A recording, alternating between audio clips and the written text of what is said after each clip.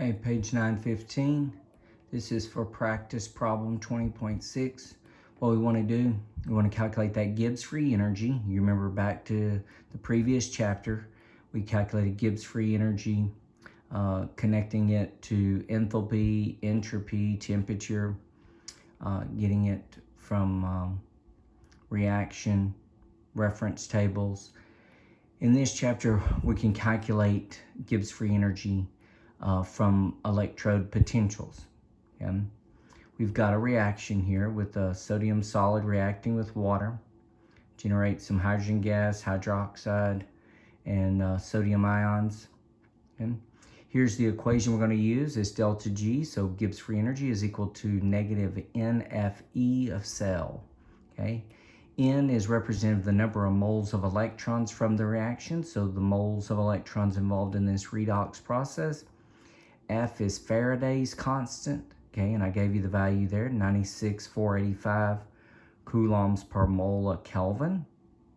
And then the E of cell, which we have calculated a few times previously with the E of cathode minus the E of the anode. Okay, we'll be using that standards reduction potential table found there in your chapter. So first thing we want to do, we want to separate that reaction out into the two half reactions. So we've got the sodium going through an oxidation process there. We've got the water gaining an electron, going through a reduction process there. We go to that reference table of reduction potentials. We get the two E values, the voltage values, and we see that the water half reaction has the greater, more positive reduction potential.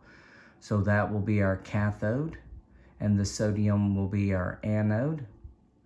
We do cathode minus anode there, negative 0.83 volts minus a negative 2.71 volts to get a positive 188 volts. So since E of cell is positive, we know that the reaction is spontaneous.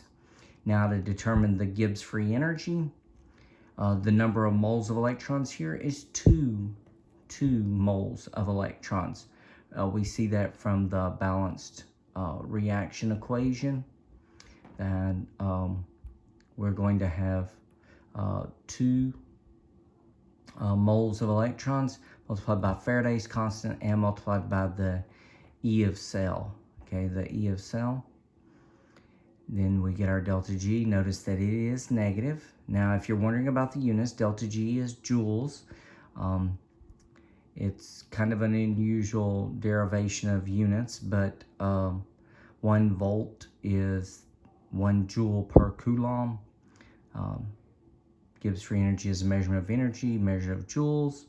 I went ahead and converted it to kilojoules to make it just more efficient, economical at a negative 363 kilojoules. Delta G is negative, which again tells us that this is a spontaneous process.